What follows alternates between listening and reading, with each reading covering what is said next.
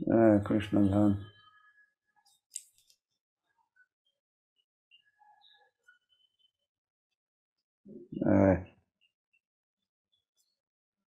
स्वागतम।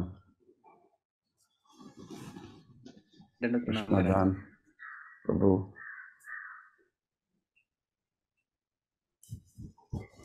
कृष्ण ध्यान का वितरण करो।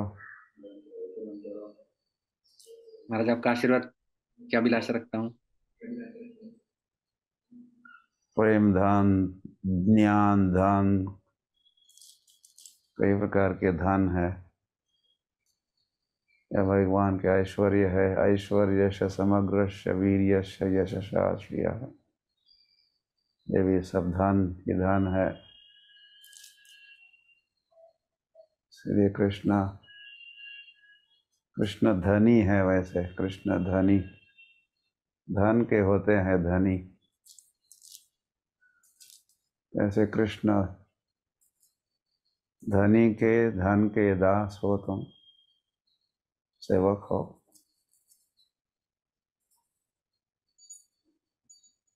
तो दानी बनो, बने हो ही तुम दानी।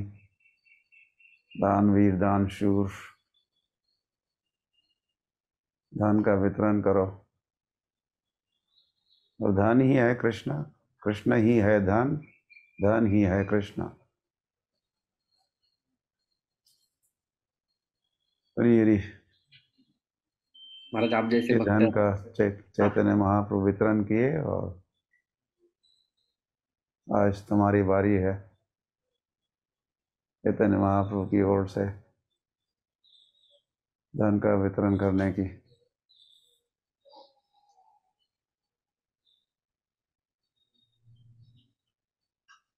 हरि हरि।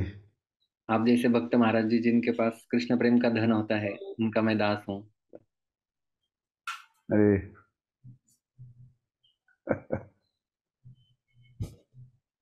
या उस धन के तुम रखवाले हो, दास हो। You're guarding their property। तो धन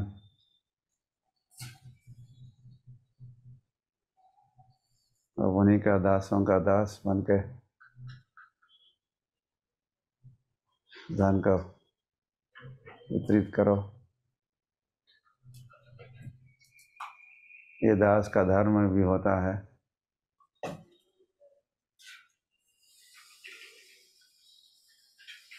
अपने स्वामी का परिचय देना, स्वामी को शेयर करना औरों के साथ। ओके, सो आगे बढ़ो। तो Padmali, are you gonna? Please accept my humble obeisances, Guru Maharaj. Glory to Srila Prabhupada। सभी भक्तों को मेरा सादर दंडवत प्रणाम है। बस काफी लंबे समय बाद पुनः हमारे बीच श्रीमान कृष्णानंद प्रभु आज का टॉक डिलीवर करने हैं। और जैसे गुरु महाराज कहे, आपने भी वार्तालाप सुना, भगवान के नाम का धन या भक्ति का जो धन है, या भगवान ही स्वयं जो धन है, वो धन के प्रभु जी एक प्रकार से रखवाले और हम सभी के बीच आज वो धन डिस्ट्रीब्यूट करने पुनः पहुंचे हैं। प्रभु जी का संक्षिप्त में परिचय देना चाहेंगे। इस्कॉन नासिक के अध्यक्ष है और प्रभु जी अपने लेक्चर्स और कांग्रेगेशन प्रीचिंग, साथ ही युवा प्रचार के लिए भी प्रसिद्ध है प्रभु जी। और साथ ही साथ में कुछ बुक्स के ऑथर भी है। और आज हमारा परम सौभाग्य है कि धाम से, नासिक धाम से श्रीमान कृष्णधन प्रभु आज का टॉक डिलीवर करने उपस्थित है। तो सभी से अनुरोध है, अपने नाम जप को अब विराम दे दीजिए और ध्यान पूर्वक आज का टॉक, आज की चर्चा जो है सुनने तैयार हो जाइए। कृष्णधन प्रभु से भी अनुरोध करते हैं आज का टॉक सुनने के लिए।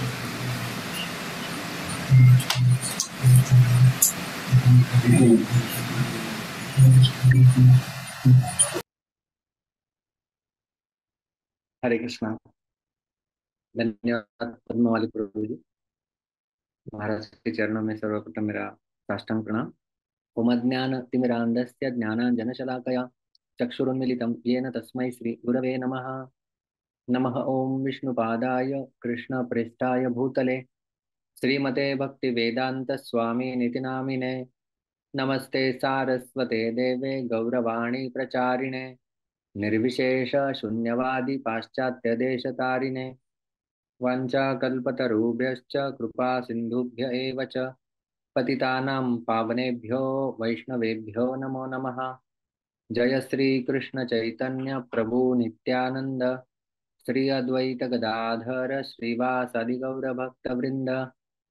हरे कृष्ण कृष्ण कृष्ण हरे हरे, हरे राम राम राम हरे हरे।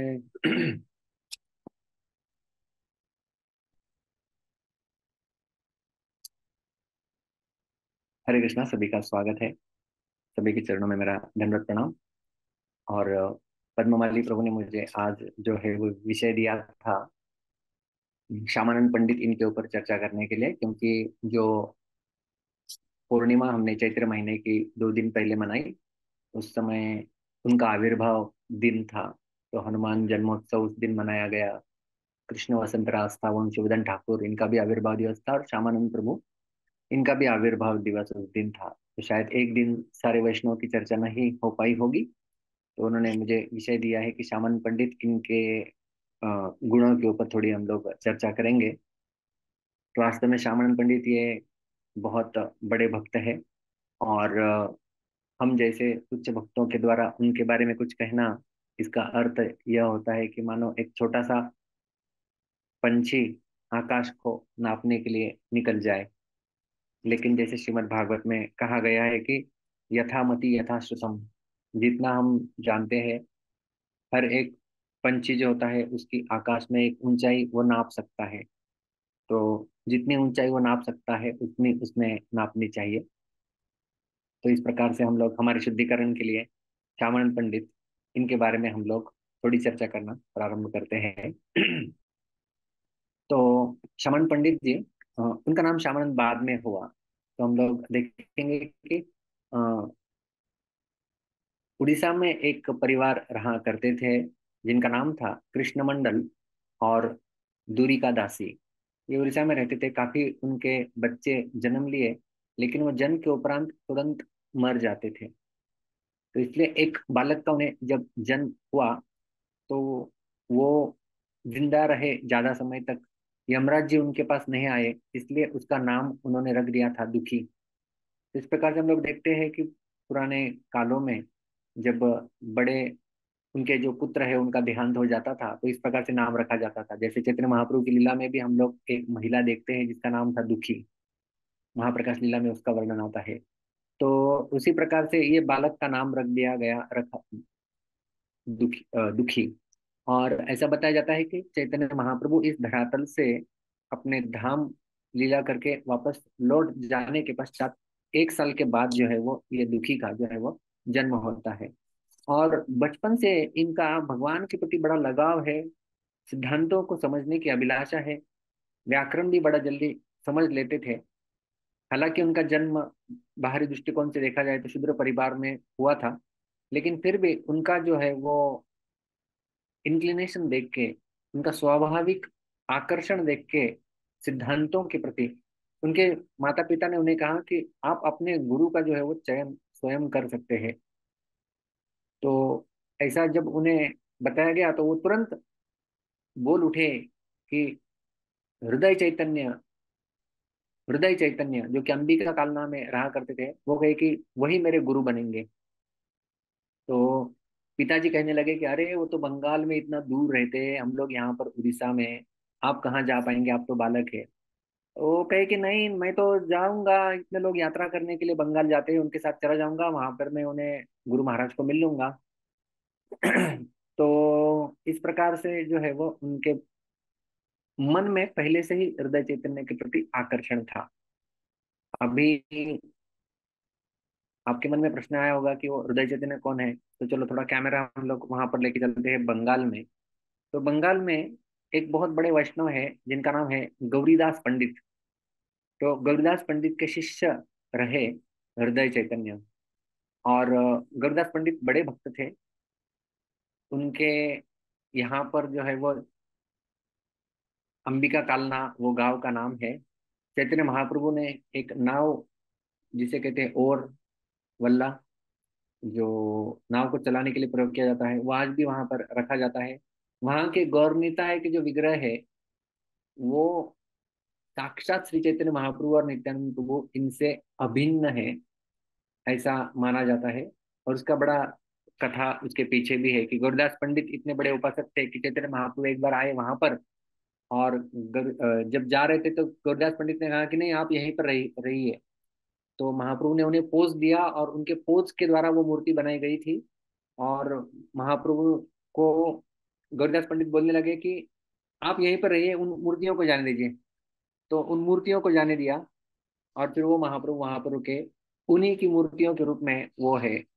तो ये बड़ा अद्भुत लीला है वहां पर। तो गुरुदास पंडित उनके जो है वो शिष्य रह चुके थे। चैतन्य महाप्रभु के हस्तलिखित भगवत गीता की कॉपी वहां पर आज भी है। किसी को यदि हस्ताक्षर देखने हैं महाप्रभु के, तो अंबिका कालना में हम लोग पा सकते हैं उसे। तो वहां पर जो है आज भी आप जाएंगे तो कुछ समय के लिए दर्शन दिया जाता है, वापस बंद करते हैं पट, खोलते हैं पर्दा, वापस पट बंद करते हैं। तो ऐसा क्यों वो करते हैं? क्योंकि एक बार जो है वो गौरीदास पंडित आरती कर रहे थे, और गौरीदास पंडित आरती कर रहे थे और बाहर से सुंदर जो है वो बड़ा सुंदर कीर्तन का प्रोसेशन चल रहा था रोड में। तो जैसे ही कीर्तन बड़े जोर शोर में चल रहा था, यहाँ के गौर निताय के विग्रह जिनकी आरती चल रही थी वो डांस करने के लिए उस कीर्तन में चले गए। और चले गए, और गौरदास पंडित बोले, अरे आप कहाँ भाग रहे हो, आरती चल रही है। वो लाठी लेके उनके पीछे जो है वो भागने लगते हैं। तो विग्रह जो थे वो डर जाते हैं, अभी हम लोग छिपना चाहिए, कहाँ छिपेंगे। तो वहां पर वास्तव में एक भक्त थे जिनका नाम था हृदयानंद। तो हृदयानंद के हृदय में चैतन्य महाप्रभु जाके छिप जाते हैं, इसलिए फिर उनका नाम हो गया हृदय चैतन्य। जिनके हृदय में चैतन्य महाप्रभु छिप गए थे, तो ये हृदय चैतन्य। और आज भी जो है वो विग्रहों के दर्शन कुछ समय के लिए बंद करते हैं, तुरंत खोलते हैं, जैसे बाकी बिहारी में भी आज आपने देखा होगा। तो क्योंकि कभी कीर्तन मंडली आ जाती तो ये गौर निताय के विग्रह पुनः यहाँ से भाग नहीं जाए, इसलिए जो है वो ऐसा पर्दा बंद करते हैं तुरंत। तो जो दुखी थे उन्हें ये सारा वृत्तांत पता था कि हृदय चैतन्य कितने बड़े भक्त हैं, इसलिए उनके मन में अभिलाषा थी कि मैं हृदय चैतन्य से जो है वो दीक्षा लूं, हृदय चैतन्य की शरणागति स्वीकार हो। तो फिर चले जाते हैं वो बंगाल में, हृदय चैतन्य से मिलते हैं, अपना आत्मसमर्पण कर देते हैं दुखी। और फिर वो उन्हें अपने शिष्य के रूप में स्वीकार भी करते हैं, और उनका नाम देते हैं कृष्णदास। और वो सबसे वरिष्ठ शिष्य रहे हृदय चैतन्य इनके। सारे लोग उन्हें उसके बाद दुखी कृष्णदास इस नाम से जाना करते थे, क्योंकि कृष्णदास और भी कोई होंगे दूसरे भक्त। तो अंतर करने के लिए ये कौन, ये तो दुखी कृष्णदास, इस प्रकार से उनका नाम हुआ दुखी कृष्णदास। और फिर उन्होंने गुरु की आज्ञा ली और प्रवास करना प्रारंभ किया। तो अलग अलग तीर्थ स्थलियों में वो गए। और फिर कुछ समय पश्चात वो अपने घर पर भी गए। उड़ीसा में उनका घर था, तो वहां पर गए, वृंदावन गए। फिर पुनः जो है वो अपने गुरु के पास आ गए। फिर हृदय चैतन्य अपने गुरु, उनसे वो पूछते हैं कि मुझे आप मार्गदर्शन कीजिए, मैं आध्यात्मिक प्रगति करना चाहता हूँ।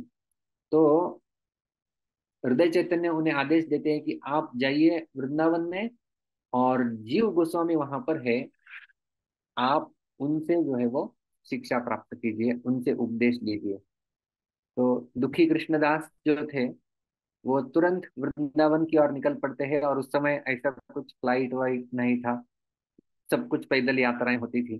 तो दुखी कृष्णदास जो है वो निकल पड़ते हैं वृंदावन के लिए। तो वृंदावन में उन्हें एक ब्राह्मण मिलता है, श्रीदास, जो उन्हें सर्वप्रथम राधा कुंड में लेके जाता है। और वहां पर वो रघुनाथ दास गोस्वामी और कृष्णदास कविराज गोस्वामी इनसे मिलते हैं।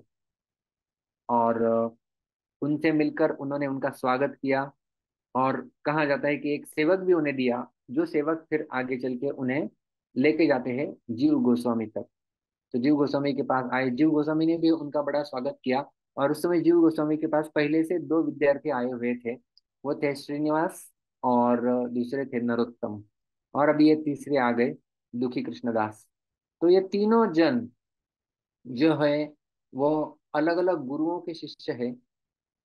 श्रीनिवास जो है वो रघुनाथ भट्ट गोस्वामी इनके शिष्य है। नरोत्तम दास ठाकुर हम जानते हैं, ये लोकनाथ गोस्वामी इनके शिष्य है। और दुखी कृष्णदास यहाँ पर आए थे, वो हृदय चैतन्य के शिष्य थे। लेकिन तीनों मानो जैसे भाई के समान जो है वो एक साथ जीव गोस्वामी के अधीन जो है वो उपदेश प्राप्त कर रहे थे और ग्रंथों का अध्ययन कर रहे थे। तो जैसे अध्ययन उनका चल रहा था, व्याकरण में बड़े निपुण हो जाते हैं दुखी कृष्णदास।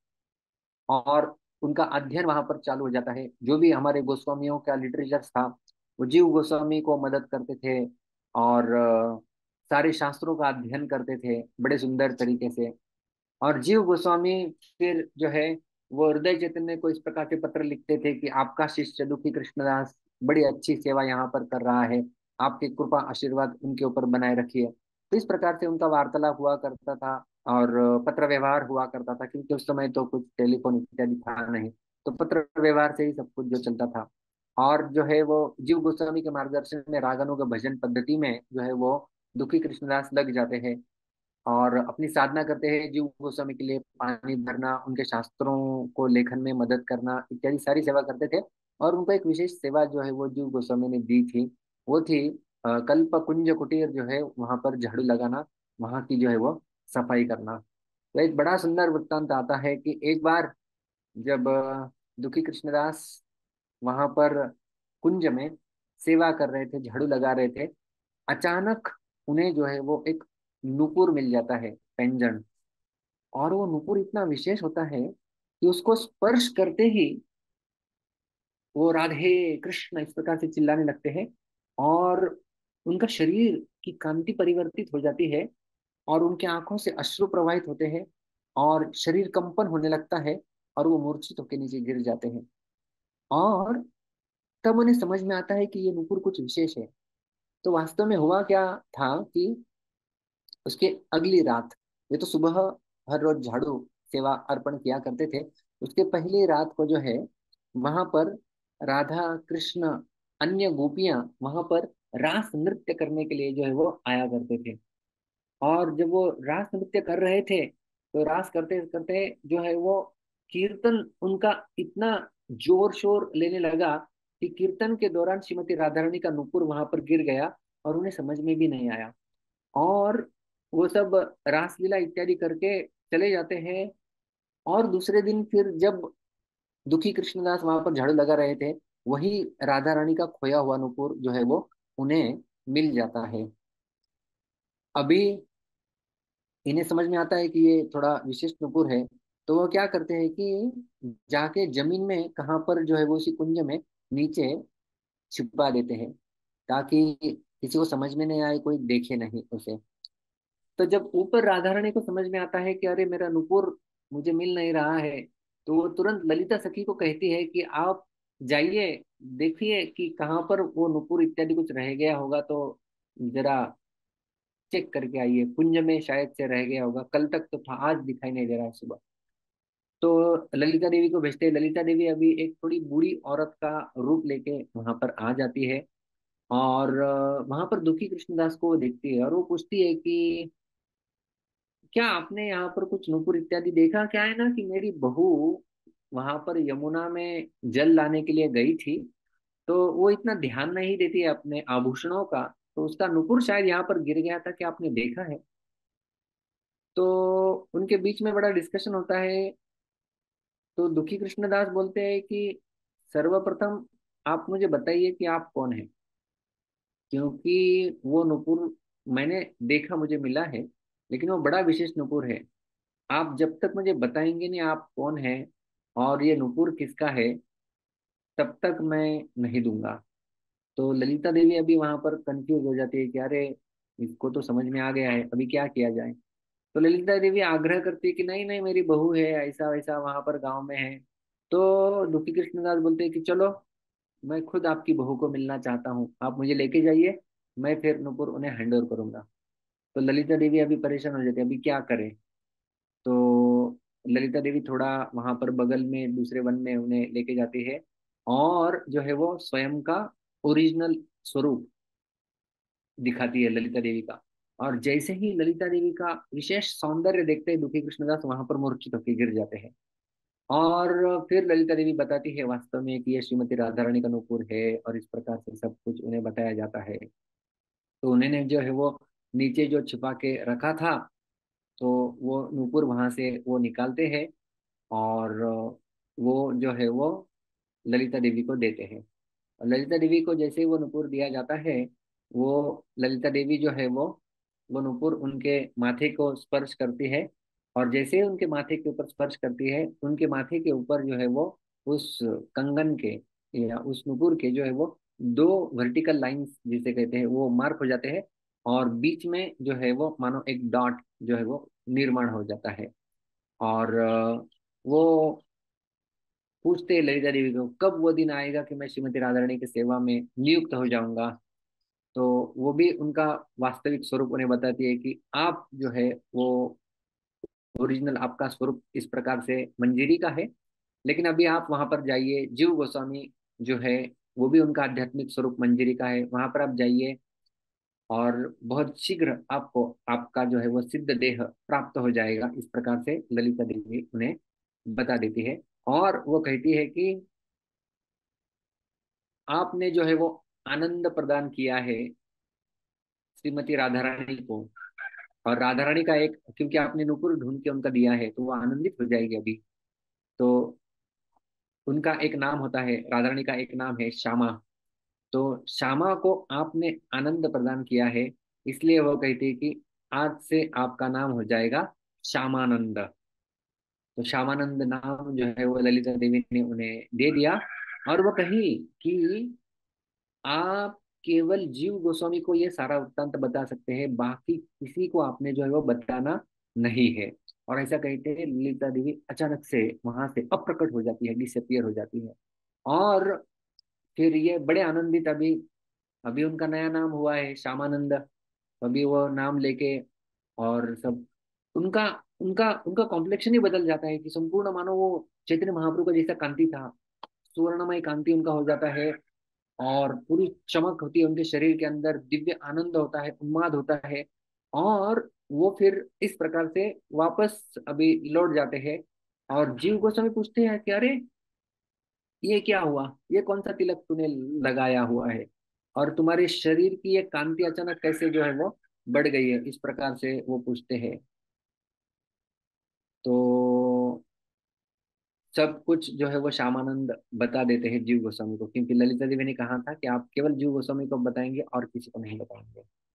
तो श्यामानंद ने ये सारी कहानी बता दी। जीव गोस्वामी बड़े खुश हो गए, जीव गोस्वामी ने उनका आलिंगन किया और कहे कि आप बड़े महान हो। लेकिन क्या हो गया, ये टॉक ऑफ द टाउन हो गया, गांव में ये वार्ता शुरू हो गई कि इनका नाम था पहले दुखी कृष्णदास, और इनके गुरु थे हृदय चैतन्य।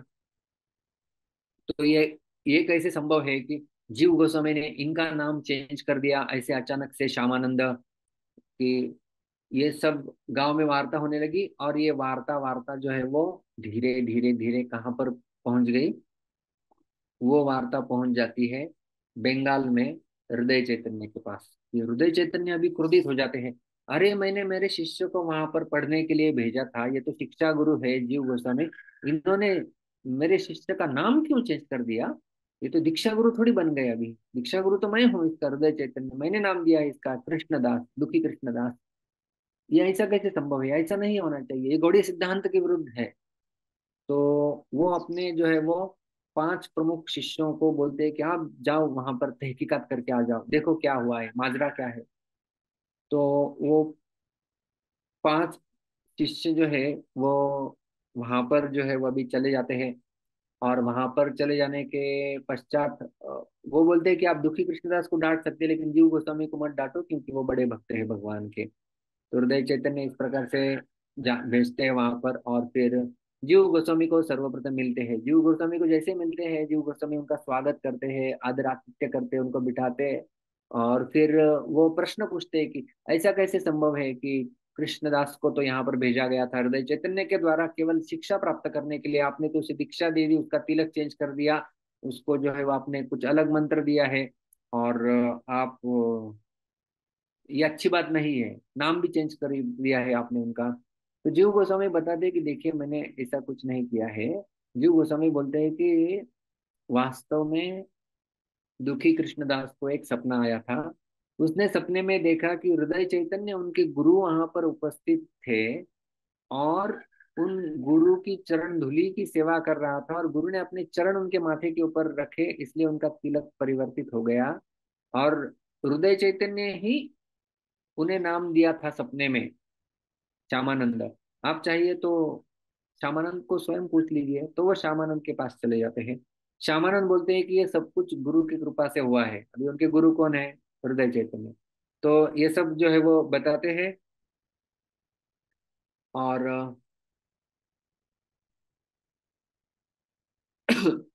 हृदय चैतन्य ने जब तहकीकात करने के लिए जो लोगों को भेजा था, वो लोग वो सुन लेते हैं श्यामानंद की बात, और फिर वापस जो है वो 5 शिष्य चले आते हैं हृदय चैतन्य के पास बंगाल में, कि ऐसा ऐसा जो है वो हमने सपने में सुना हुआ है। और फिर वो लोग बोलते हैं जीव गोस्वामी को, आप ये सब वृत्तांत लिख के दो। सारा वृत्तांत जीव गोस्वामी लिख के देते हैं, हृदय चैतन्य को संतुष्टि हो इसलिए। तो जब वो लेटर लेके सब लोग आ जाते हैं और वापस मिलते हैं हृदय चैतन्य से, हृदय चैतन्य बोलते हैं कि वो लेटर वेटर फाड़ देते हैं, और ऐसा संभव ही नहीं है। मैं कहाँ गया था सपने में? मैं नहीं गया था सपने में, मुझे तो स्मरण होना चाहिए ना। तो ये जीव गोस्वामी झूठ बोल रहे हैं, ये फंसा रहे हैं, मुझे कुछ ऐसा स्मरण नहीं है। ये स्टोरी बनाई गई है, ये वास्तविकता कुछ अलग है। तो इस प्रकार से हृदय चैतन्य फिर वहां पर 12 गोपाल बालक और 64 वहां के महंत लेके वो अभी वृक्ष की ओर अपनी यात्रा प्रारंभ करते हैं कि हम जाके अभी तहकीकात करेंगे, देखते हैं क्या है। तो सारे 64 महंतों को लेके वहां पर वो ब्रज में आते हैं। और जीव गोस्वामी और श्यामानंद उनका बड़ा जोर शोर से जो है वो स्वागत करते हैं। लेकिन हृदय चैतन्य अभी भी क्रोधित है, हृदय चैतन्य अभी भी क्रोधित है। और वो कहते हैं कि अभी भी मैं ये संतुष्ट नहीं हूँ, ये सपने विपने में कुछ होता नहीं है ऐसा। ऐसा कैसे है कि इनका तिलक परिवर्तित हो गया? मैंने तो कुछ नाम नहीं दिया, मैंने तो कृष्णदास नाम दिया है। ये अपने आप को क्यों श्यामानंद बोलता रहता है?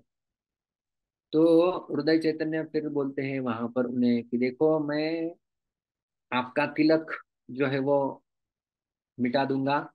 आपके छाती के ऊपर मैं श्यामानंद नाम लिखूंगा, और उसे भी जो है मैं पहुंचने का प्रयास करूंगा। जब वो धुल गया तो आप सब झूठा बोल रहे हैं, ये साबित होगा। लेकिन यदि वो पुनः वहां पर उपस्थित हो जाता है, तो मैं ये विश्वास करूंगा कि आप जो बोल रहे हैं वो सही है। तो सारी वैष्णव की असेंबली जो 64 महंत थे उनको सबको बिठाया जाता है, और वो सब पूछते हैं श्यामानंद को, कौन है तुम्हारे गुरु? और श्यामानंद बोलते हैं कि देखो, हृदय चैतन्य मेरे गुरु है, मैंने उनको गुरु बोल के स्वीकार किया हुआ है। और दूसरा कोई, मैं जीव गोस्वामी केवल मैं शिक्षा दे रहे हैं, मैं उन्हें ही गुरु मानता हूँ। देखिए अभी जीव गोस्वामी की कंडीशन, जीव गोस्वामी भी कुछ सही परिस्थिति नहीं बोल पा रहे थे, क्योंकि ललिता देवी ने कहा था किसी और को सुनाना ही है। अपना नाम खराब हो जाए तो भी चलेगा, लेकिन जीव गोस्वामी झूठ नहीं बोले। जीव गोस्वामी इस प्रकार से वो सपना वगैरह बोल दिया था।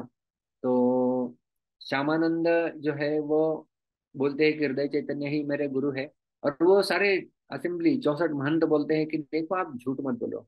आप यदि सत्य बोलेंगे तो हम अभी भी आपका स्वीकार कर लेंगे, लेकिन यदि आप झूठ बोलेंगे तो फिर जो है वो आपके लिए ये अच्छा नहीं है। तो ठीक है, श्यामानंद बोलते हैं कि मुझे थोड़ा समय दीजिए, मैं और विचार करता हूँ। तो हृदय चैतन्य वहां पर जो क्षमा करना, श्यामानंद जो है वो वहां पर ध्यानावस्थित हो जाते हैं, और अपने गुरु हृदय चैतन्य के ऊपर ध्यान वो करना प्रारंभ कर देते हैं। और अभी ध्यान में क्या हो जाता है कि ध्यान करते करते वो ललिता देवी ने उन्हें एक मंत्र दिया था, उस मंत्र का वो जप करना प्रारंभ करते हैं ध्यान में। और सीधा वो अपने ध्यान में उस कुंज में चले जाते हैं और रोने लगते हैं। रो रहे अचानक से एक सखी वहां पर आ जाती है, और वो कहती है कि श्यामानंद, तू क्यों रो रहा है? तो श्यामानंद वास्तव में कनक मंजरी के रूप में वहां पर प्रस्थापित थे, कि उनका मूल स्वरूप कनक मंजरी था आध्यात्मिक संसार में। वो कहे कि मुझे ललिता जी से मिलना है, बड़ी समस्या है। तो ललिता देवी जो है वो कुंज के अंदर राधा रानी के लिए तंबूल की सेवा कर रही थी। ललिता देवी ने मिलने से मना कर दिया। ललिता देवी कहे कि मैं नहीं मिलूंगी अभी किसी से, सेवा छोड़ के नहीं जा सकती, लेकिन उसे ही आप कुंज के अंदर लेके आ जाइए। तो जैसे ही कनक मंजरी को जो है वो सखी अंदर लेके जाती है, वहां पर सर्वप्रथम श्यामानंद है श्रीमती राधा रानी का अतुलनीय सौंदर्य को देखते हैं। श्रीमती राधा रानी वहां पर बैठी हुए है सिंहासन के ऊपर, रूप मंजरी उनकी चरण सेवा कर रही है, और श्रीमती राधा रानी तांबुल ग्रहण कर रही है। ललिता देवी वहां पर सखी सेवा कर रही है तंबुल की। तो इस प्रकार से जैसे श्रीमती राधा रानी को देखते हैं, वहां पर ही मूर्छित होके ये श्यामानंद गिर जाते हैं। श्यामानंद गिर जाते हैं तो वहीं पर जो है वो अ, राधा रानी उनके ऊपर प्रसन्न हो जाती है, और अपनी कृपा जो है वो उनके ऊपर बरसाती है। तो पूछती है क्या समस्या है। तो श्यामानंद अपनी सारी समस्या जो है वो भौतिक स्तर पर जो चल रही थी उसे सुनाता है, कि किस प्रकार से इस प्रकार से मेरे दो गुरु इनके बीच में झगड़ा चल रहा है, कि वो बोले कि मेरा शिष्य नाम परिवर्तित, वास्तव में ये सब ललिता देवी ने दिया था, ऐसा हुआ था ऐसा हुआ था, अभी मैं क्या करूं। अभी वहां पर परीक्षा की घड़ी चल रही है, हृदय चैतन्य बड़े क्रोधी है। इस प्रकार से जो है वो सब कुछ वृत्तांत सुना देते हैं। तो श्रीमती राधा रानी कहती है वहां पर सुबल सखा थे, तो सुबल सखा को बुलाती है और कहती है कि देखो इनकी समस्या है, कुछ सुलझाने का प्रयास करो। तो सुबल सखा जो थे वास्तव में कृष्ण लीला के सुबल सखा चैतन्य महाप्रभु में वही गौरीदास पंडित बोल के आए थे, और गौरीदास पंडित के ही शिष्य थे हृदय चैतन्य। तो इस प्रकार से वो सुबल सखा जो है वो सब कुछ सुलझाने का प्रयास करते हैं, कि वो स्वयं अपने हाथ से अभी तिलक लगा देते हैं श्यामानंद को, और उनके छाती के ऊपर जो है वो श्यामानंद लिख देते हैं, और कहें कि ये अभी जो है वो मिटेगा नहीं।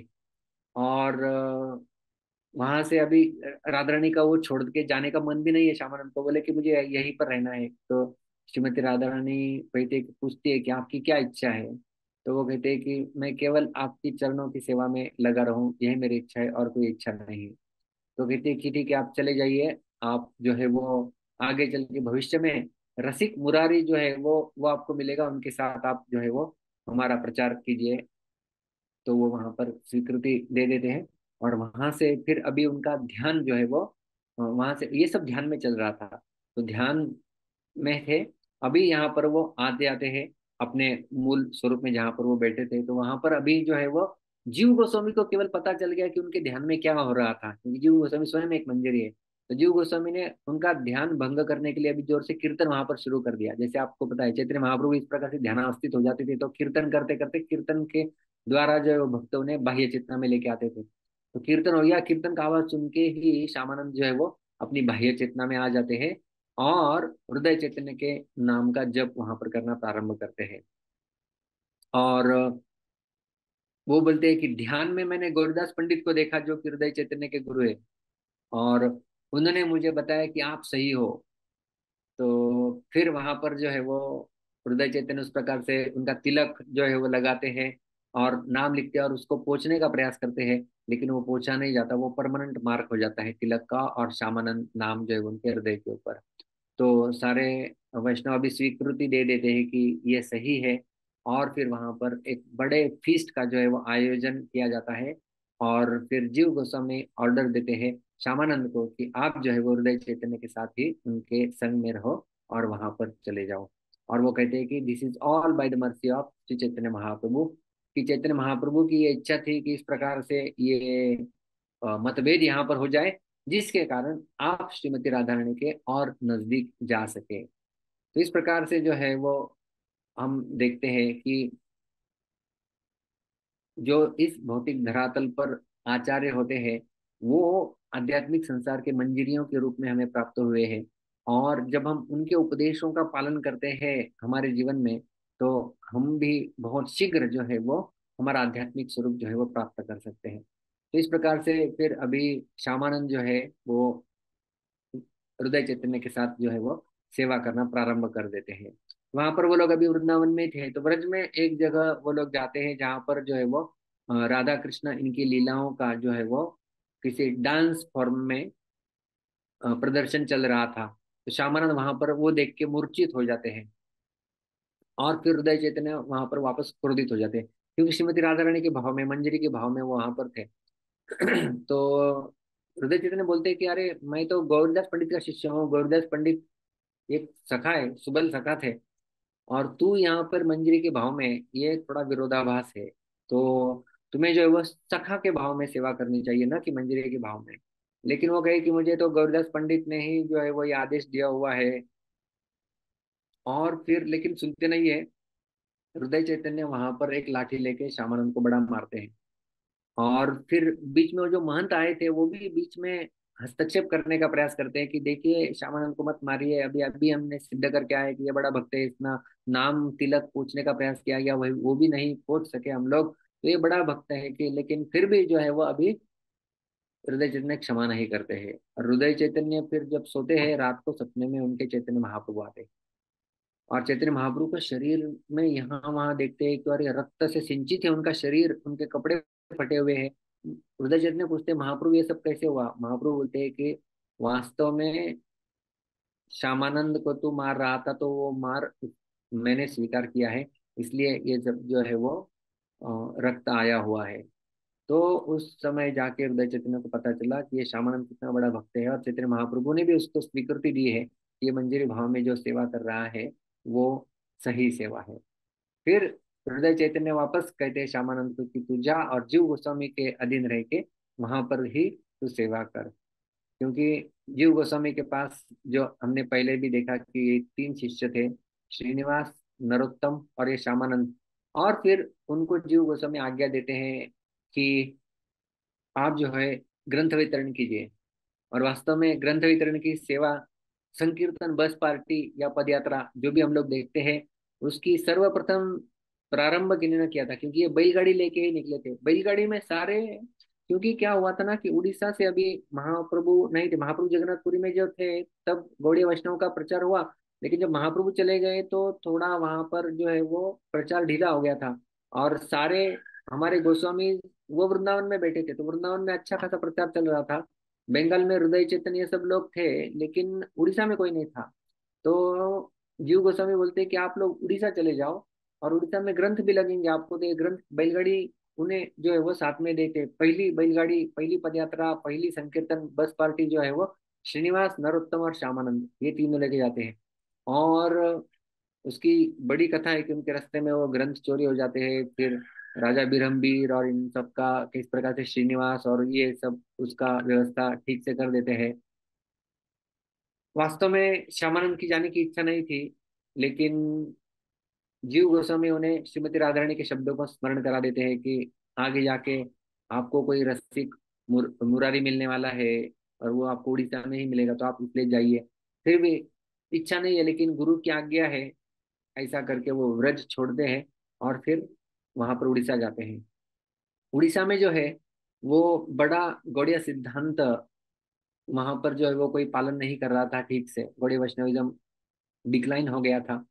हालांकि वहां पर दो बड़े वैष्णव थे जिन्होंने आज भी, जिनके द्वारा दी गई प्रणाली को हम लोग स्वीकार करते हैं, ध्यान पद्धति, वो है गोपाल गुरु गोस्वामी और ध्यानचंद्र। ये लोग थे, लेकिन जितना प्रचार बंगाल में हो रहा था उतना प्रचार उड़ीसा में नहीं हो रहा था, क्योंकि बंगाल में जानवा देवी और ये सब शिष्य थे, तो वो बड़ा अच्छा सा प्रचार कर रहे थे। लेकिन उड़ीसा में ऐसा कोई नहीं था, तो इसलिए फिर श्यामानंद जो है वो वहां पर उड़ीसा में प्रचार करना प्रारंभ कर देते हैं। तो उड़ीसा में बड़ा पॉलिटिकल चेंज आया रहता है।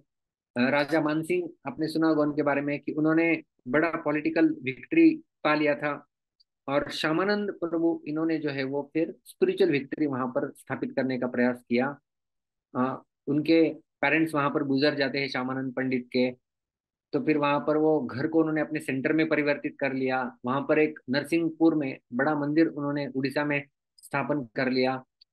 फिर वापस वो प्रचार प्रचार चालू था, लेकिन फिर भी अपने शिक्षा गुरु से वो विरह अनुभव कर रहे थे। एक बार पुनः वो वापस वृंदावन चले जाते हैं, जीव गोस्वामी से मिलते हैं। और वृंदावन में उन्होंने श्याम सुंदर कुंज कुटीर वहां की स्थापना की। और आगे चल के हमारे गौड़ीय वैष्णव संप्रदाय के बड़े आचार्य बलदेव विद्याभूषण, वो उस श्याम सुंदर विग्रहों की श्याम सुंदर कुंज कुटीर में जो है वो बाद में सेवा प्रारंभ करते हैं। तो एक बार इसी प्रकार से जब सारे वैष्णव श्यामानंद और इत्यादि सब, ये सब जब कीर्तन कर रहे थे जोर शोर में, क्योंकि उस समय मुगल राज्य था, तो वहां पर एक ऐसा ही क्रूर मुस्लिम शासक था जिसका नाम था शेर खान। तो जैसे चैतन्य लीला में नवाब हुसैन शाह है ना, उसी प्रकार से ये शेर खान था। तो ये शेर खान बड़े कीर्तन में डिस्टर्ब किया करता था। उसने सब लोगों को मारना पीटना शुरू किया और कीर्तन को बंद कर दिया। दूसरे दिन फिर जो है वो श्यामानंद वहां पर और जोर शोर से ज्यादा लोगों को लेके कीर्तन प्रारंभ कर देते हैं, और वहां पर शेर खान आ जाता है। और जैसे ही ये देखते हैं श्यामानंद पंडित, तो श्यामानंद जोर से चिल्लाते हैं, हे राधे हे कृष्ण। जैसे ही वो चिल्लाते हैं, वहां पर शेर खान की दाढ़ी मूछ जलने लगती है, और दाढ़ी मूछ जलने लगती है, और वो वहां से भाग जाता है। भाग जाता है तो उसके सपने में अल्लाह आ जाते हैं, और चैतन्य महाप्रभु और अल्लाह दोनों का एकत्रित रूप उन्हें दिखता है, और कहते हैं कि मैं ही भगवान हूँ, और ये जो है श्यामानंद, ये मेरा बड़ा भक्त है, और तू इसका कभी विरोध नहीं करना चाहिए। ऐसा बोल के फिर दूसरे दिन वो शेर खान अपने शिष्यों को लेके श्यामानंद के चरणों में गिर जाते हैं, और फिर श्यामानंद प्रभु उनको जो है वो दीक्षा देते हैं, और उस शेर खान का दीक्षित नाम हो जाता है चैतन्य दास। तो ऐसे बड़े बड़े दिग्गज लोगों को भी जो है वो श्यामानंद पंडित इन्होंने भक्त बनाया। और फिर उन्हें एक मिल जाता है व्यक्ति जिसका नाम था रसिक मुरारी, जो कि श्रीमती राधा रानी ने कहा था कि ऐसा कोई व्यक्ति आएगा, उनके माध्यम से आप प्रचार करो, उनकी मदद लेके। तो श्यामानंद पंडित इस प्रकार से घूमते घूमते जा रहे थे। रैनी रैनी विलेज एक नाम था, रैनी गांव, और जहां पर एक राजा अच्युत और उनकी पत्नी थी भगवती। तो श्यामानंद चतुर्मास के समय वहां पर जो है वो रहे, और चातुर्मास में जब वो वहां पर रहे थे, उन्होंने पूरे गांव को वैष्णव बना दिया, राजा को भक्त बना दिया। और उनका वास्तव में राजा का एक पुत्र था, वो था रसिक मुरारी, और उसकी पत्नी भी थी रसिक मुरारी की, उनकी नाम थी इच्छा देवी। तो इच्छा देवी और रसिक मुरारी इन दोनों को जो है वो दीक्षा देते हैं। रसिक मुरारी का नाम वो दे देते हैं रसिकानंद दास, और जो उनकी पत्नी थी इच्छा देवी, उनका नाम दे देते हैं वो श्याम दासी। तो इस प्रकार से वही रसिकानंद रसिक मुरारी जो हम लोग रसिकानंद प्रभु जानते हैं, आप सब लोगों ने सुना होगा कि रसिकानंद प्रभु, अ, उनके ऊपर एक छोटी सी किताब भी जो है वो भक्ति विकास महाराज उन्होंने लिखी हुई है, रसिकानंद पंडित, रसिकानंद प्रभु। तो इस प्रकार से पूरा उड़ीसा जो है वो बाद में चल के ये रसिकानंद और श्यामानंद, इन दोनों ने मिलके वैष्णव संप्रदाय का इतना प्रचार प्रसार किया। और आज भी जो है वो श्यामानंदी स्टाइल कीर्तन जो लोग बोलते हैं उसे रेनेती कीर्तन स्टाइल माना जाता है, कि उस प्रकार से कीर्तन देखिए। हमारे संप्रदाय में भी कीर्तन के अलग अलग स्टाइल से, सर्वप्रथम एक स्टाइल जो आई थी वो थी नरोत्तम दास ठाकुर इनकी कीर्तन पद्धति। तो नरोत्तम जिन्होंने खेतुरी में सर्व पहला प्रथम गौर पूर्णिमा मनाया था, तो ये श्यामानंद प्रभु वहां पर भी उपस्थित थे जो खेतुरी में गौर पूर्णिमा पहला मनाया गया था। तो उनकी नरोत्तम दास ठाकुर उनकी एक अलग कीर्तन शैली थी, श्यामानंद पंडित की इनकी एक अलग कीर्तन शैली थी, जिसको श्यामानंदी स्टाइल कीर्तन जो है वो बोला गया है। तो उस प्रकार से उड़ीसा में और बंगाल में ये अलग अलग कीर्तन की पद्धतियां जो है वो हमारे इन्हीं आचार्यों ने प्रस्तुत की है, और इन्हीं के माध्यम से आगे चल के आज जो हम लोग भजन पद्धति का स्वीकार करते हैं, वो इन्हीं के द्वारा जो है वो दिया गया है। तो अपने जीवन के आखिरी समय तक जो है वो प्रचार करते रहे, और जब उन्हें पता चला कि उनके गुरु हृदय चैतन्य ये धरा को छोड़ के चले गए हैं, तो वो भी कहे कि मैं भी अभी ज्यादा समय तक के लिए उनके विरह में इस धरातल पर नहीं रह सकता हूँ, और अपने वास्तविक स्वरूप में जाके आध्यात्मिक संसार में मुझे सेवा प्रदान करनी है। तो वो भी वो जो है वो सहन नहीं कर पाए, और आखिरी सांस तक वो भगवान नाम का प्रचार प्रसार जो है वो करते रहे उड़ीसा में।